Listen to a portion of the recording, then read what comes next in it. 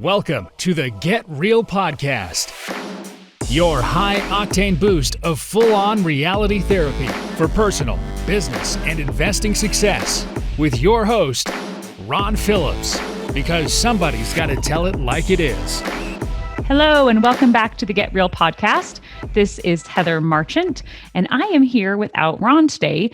Ron is taking some much-needed family time, has some family in town from even out of the country. So I am going to be interviewing Craig Feldmeier today from our team, and I'm super pumped about it. Ron and I have talked about interviewing you, Craig, for probably 2 months.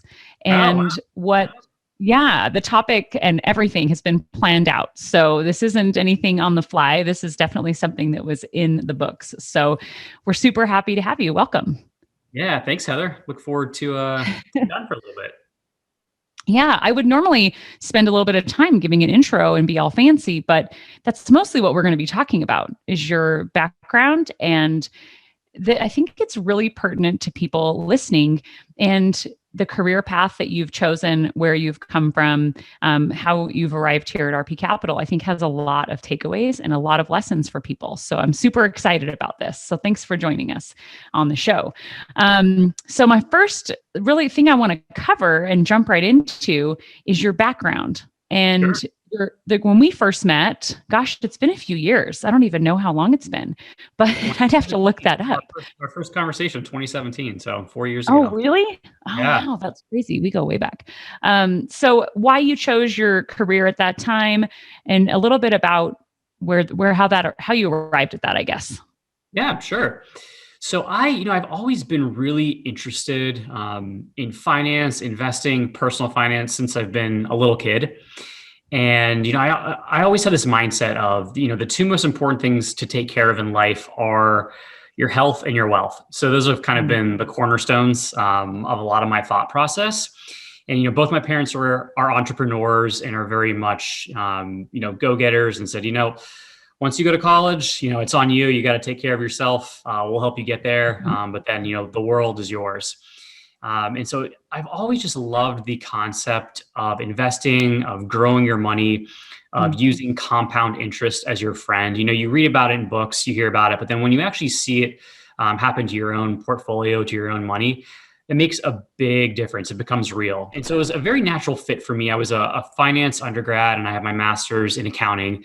And so I took a job, on Wall Street as soon as I could. I was super excited, very fast paced. I wanted to be kind of in that financial world, just for my own education, and then really to help other people. That was kind of my mission. I really wanted to help people, grow their assets, get clarity over their financial lives. I know it's something a lot of people struggle with. There's a lot of very successful people out there who just don't know what to do with their money. And that was kind of always my passion. It was really to help people, get clarity over their finances and really help them reach their goals. So talk about, what you did right out of college then. How did that show up? So I went to school at Penn State in Pennsylvania, and always really dreamed of working on Wall Street. So really just started interviewing with a bunch of different banks, with different accounting firms, really kind of wanted to be in that world. So I spent a couple years on the accounting side, and then quickly transitioned over to Wall Street. So I worked, I was young, I think 24, 25 at the time. And I was able to land a job on an ultra high net worth investment team. So there was about 6 of us. We managed about $4 billion in assets, so a lot of wealth. Yeah. Just to be a client of my teams, you had to have at least 25 million in liquid assets. So I was really working with a lot of very, very wealthy, influential people, helping them, design their portfolios, talk about what their needs are. At that level, it's a lot about, it's not, how can I, get cash flow to live? It's a lot about, how am I going to plan my legacy? How am I going to be very charitable, starting foundations. So a very great education for me, just in terms of, how the ultra wealthy work and live, and really how their, these huge, massive portfolios are designed, to help their lifestyles, and also, to help what their charitable endeavors are. Yeah, that's so interesting. I mean, it sounds like it was exactly what you were looking for, right? Helping people grow their Yeah. wealth. That's helping people give back. That's pretty cool. So I know at some point though, you started wanting something a little different. So what was the catalyst there? Yeah. So a few things. I was there for about 8 years, and you're pretty much on the clock 24/7. There's a lot. It's a very high stress environment. I'm on the desk at 7 a.m. Dealing with a lot of pre-market activities that need to happen. Mm. Doing a lot of trading throughout the day. You're in client meetings. The markets close at 4 on the East Coast, and then it's kind of taking care of all the stuff you couldn't do throughout the day.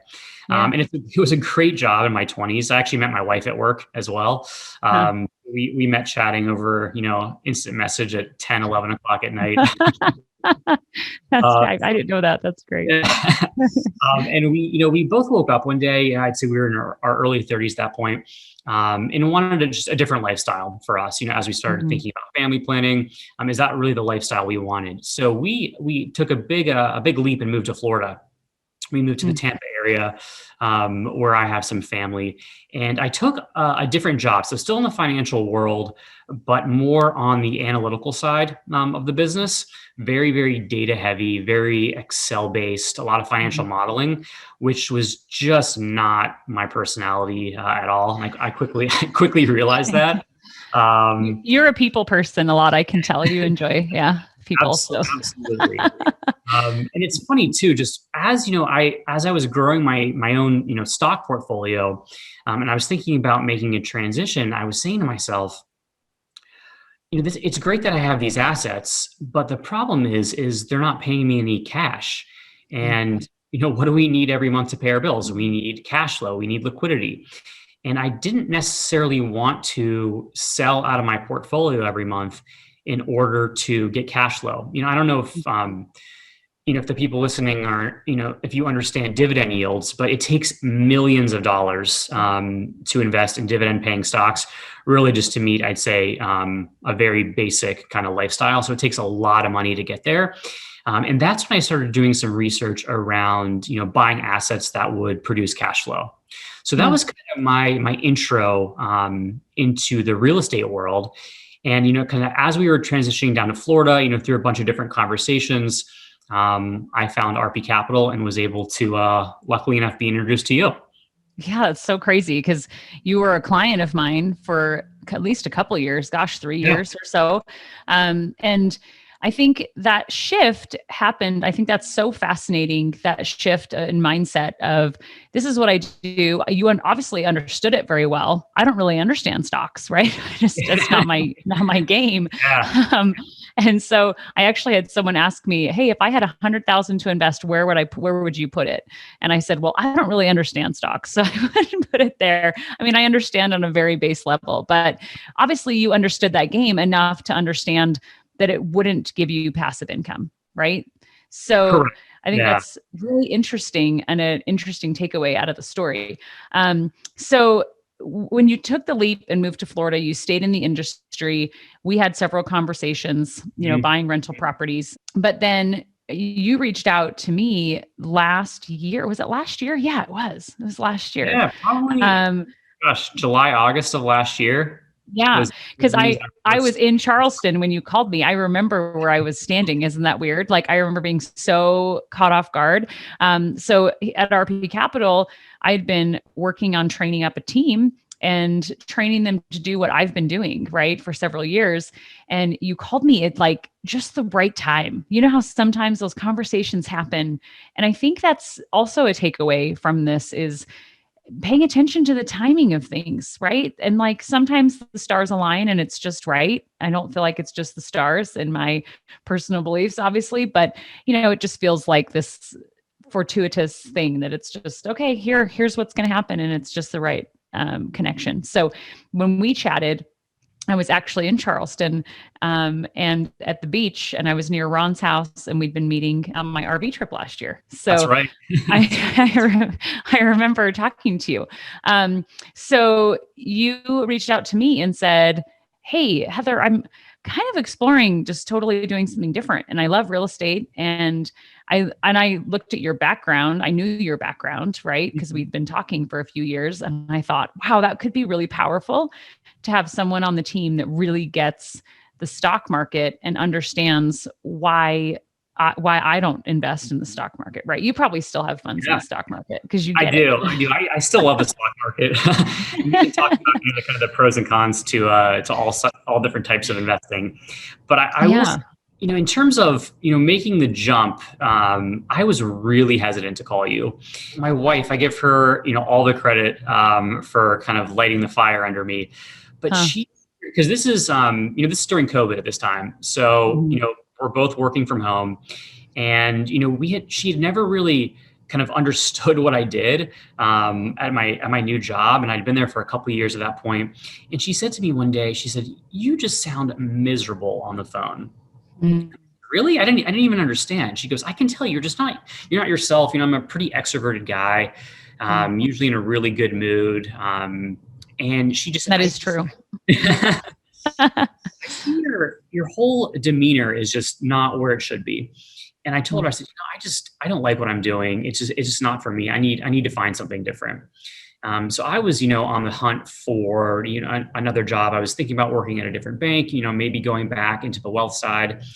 And, my wife said, "If you could do anything, what would you do?" And honestly, the first thing that came to my mind, I said, "You know what? I think I would want to do what Heather does."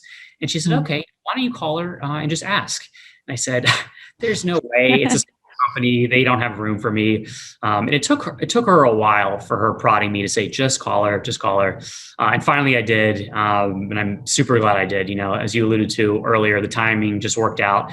And I think the good message is you really only have one life. You've got one career. And if you're not happy with what you're doing, talk to your spouse, game plan on what you can do in order to really make sure that you are in the right field doing, what you are supposed to be doing, on the short time that we're here. Yeah, I totally agree.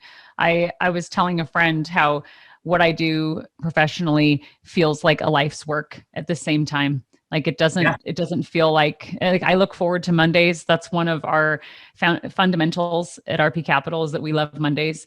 And it does feel that way. Like I look forward to all of our meetings and getting together as a team. So I think there is that drive to do something you love, right? Sometimes that's not necessarily super easy for people to do or to make that shift. In your situation, Amy was working. And so making a shift in career wasn't totally terrifying financially, right? To totally move and do things different. Definitely taking a big leap. But, my wife and I had a long conversation about, the runway it would take for me to kind of build up to the income I was used to. And so just kind of understanding what the risks are and having a plan in place is the key. You don't just want to blindly kind of jump off the side of the mountain. You definitely want to have a plan in place. Do your due diligence. And then, when it's the right time, make it happen. Yeah, totally. And I think you're a good example of that because you had done a lot of research. We had been working, you'd been working with me, right? You knew what I was doing, how I did things. So you had an advantage coming and moving on to you were an account manager first and now a sales agent, investment consultant as well. So it makes it really an easy transition in a lot of ways. So I want to talk a little bit about how your background has helped you in assisting clients and acquiring real estate. Yeah, I think too, especially when you're in any type of client service role. When I was on Wall Street, there was, the level of service expectations are very high. On our team, there's no voicemail. So when you're a client of mine on the wealth side, if you call one member of our team, your call will be picked up, and somebody will get back. Just because, there's so much competition for assets on the wealth side. So like really, you put people into different investment portfolios based on their risk tolerance, based off of what their return goals are. And so really the differentiator is going to be the service that you give. And so I've really been trained from a young age that client service is super important, and really no more than on the real estate side. So I was really kind of able to naturally take that skill set from one industry into this one. And whenever I work with clients, I really try to put myself in their shoes. Like they're making big financial commitments when they buy a rental property, especially when it's your first deal. And you've been working for a long time to save up your assets. I really appreciate how difficult that is, and just really the commitment it takes to making such a large investment. So for me, it's really important that my clients are very, very well seen and heard. And I tell everyone, I say, this is investing. There's going to be, a lot of rewards, but there's also going to be risks. Not everything is going to go smoothly, but I will communicate with you. And when things, go wrong, when there's conversations that need to be had, I'm going to be the first one to make those calls, and we'll walk through and find a scenario that's going to solve some problems. And so I think just kind of taking your mindset into any type of client service role is really, really important, and builds a lot of trust with your clients. Yeah, I totally agree. I feel like a lot of feedback I've had from clients over the years is that I'm available and that I answer their questions quickly. And that's been a driving force behind them wanting to share my contact information with family and friends, right? I mean, everyone being heard, being listened to, that I'm not brushing off their concerns or, frustrations or whatever throughout this process. And setting those expectations that things aren't always going to go right. I mean, I think that's a really important part in working with people and setting realistic expectations. One thing we do when we meet with clients is we say, what are your expectations, right? Of this, of us, of me when I'm meeting with people individually. And I love that. And it always catches people off guard. And they're like, well, what do you mean, my expectations? And so for you business owners out there, if you know what your clients expect of you, then it's that much easier to fulfill on it. I mean, most of the time when they tell me what they expect of me, I'm like, well, that's kind of easy. Do you have any other expectations? Like that's, they'll say, respond to me, answer my questions, be honest with me. And I'm like, well, that's like, I already do that all the time. So anything else, like any other expectations? So I think that's a really cool takeaway from it too, is if you know someone's expectations, it's so much easier to meet them, to understand where they're at. So very cool. Very cool. Your background with understanding stocks, has that been of benefit? Oh my gosh, definitely. Because a lot of people I speak with have a lot of money in the stock market. And one of the cool things about personal finance is that it's just what it sounds like. It's very personal. So there's not a one fit size all solution to every scenario. So when people have a lot of money in the stock market, the first question I like to ask is, look at your personal balance sheet, and every investment that's on that balance sheet should have a purpose. If you have money in a 401k, you should really understand, when you retire, what does it look like when you take draws from that account every month? How do you make those sales? How do you think about taxes?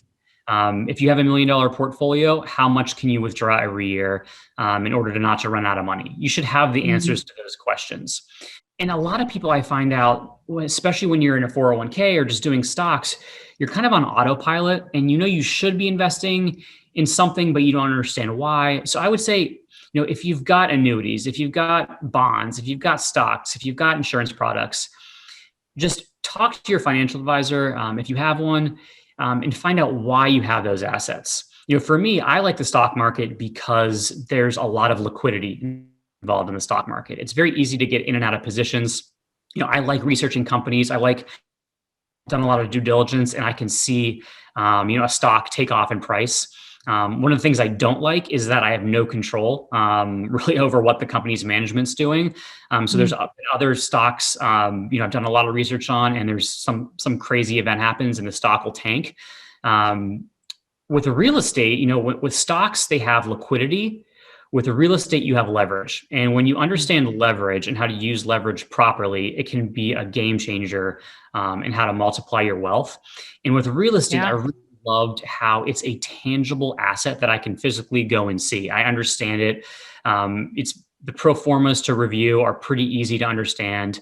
And then once you understand really kind of how the cash flow works, what are the risks? How do I think about reserves? This is going to pay me every month. And, our idea is obviously helping people reach financial independence, whatever that means to them. And for me, real estate was kind of the easy answer in order to kind of achieve those goals. So when people Yeah. have stocks, that's why I try to think about. I ask them, why do you have these investments? What do you like about them? Does real estate make more sense to you? Maybe it does, maybe it doesn't. But let's have that conversation. Yeah, for sure. I think cashing out the stocks can be a little scary, tax, consequences and things like that. Yeah. But you have to, make sure you have a plan. I think that's smart to ask those questions, because I think that's why I ended up cashing out my husband's 401k, because I wouldn't have been able to answer any of those questions. Right? I'm Right. like, this, Yep. this is not something that's working for us, and it wasn't gaining value really very quickly at all. And I said, man, even if I had to pay penalties, I took it out under the CARES Act. But even if I had to pay penalties, it would have been worth it, because I understand real estate. I know how it works, and I know what to do, and I know what kind of returns I can expect. So it was like a home run when I cashed it out. But like you said, that's not for everybody. Yep. Some people, that's not what they want to do. And it wasn't a large sum of money, so it wasn't like I was totally making a huge shift. But so what differences have you've mentioned a few, but are there Mhm. any other differences that you've seen between the two different investment options, like stocks and real estate? Yeah, I'd say with real estate, you definitely need to be a little bit more of an active manager of your own portfolio. Mm, We have property managers assigned to each of our properties. I tell people that, when you work with RP Capital, you are an investor, not necessarily a landlord. That mm, said, it's really, really important that you think of your real estate portfolio as a business. And you need to make mm, sure that business is running as it should be. You need to be making sure that the property managers are doing their jobs. I've had some great experiences with my properties. I've had some experiences that have not been super fun, but I've been aware of what those risks are. And so I'm ready to tackle them. Um, yes. I'd say with real estate, you need to be a little bit more of an active manager as opposed to on the stock side. You can kind of just, reinvest. There's not much you technically need to do. But I think with that additional level of active management, it's not even really that active. Just kind of overseeing your portfolio. The returns I think can be significantly better than the stock market. Yeah.